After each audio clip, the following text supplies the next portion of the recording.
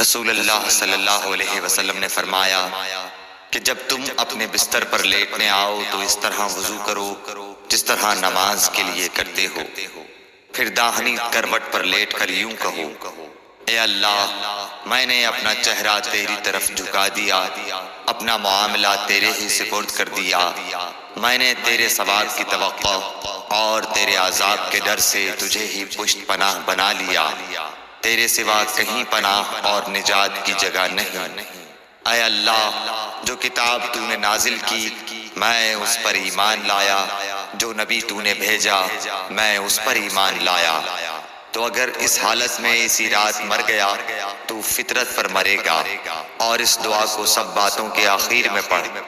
حضرت برا کہتے ہیں کہ میں نے رسول اللہ صلی اللہ علیہ وسلم کے سامنے اس دعا کو دوبارہ پڑھا۔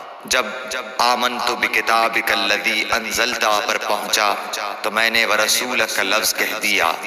آپ نے فرمایا نہیں، یوں کہو ونبیک الذی ارسلت۔ صحیح بخاری حدیث نمبر 247۔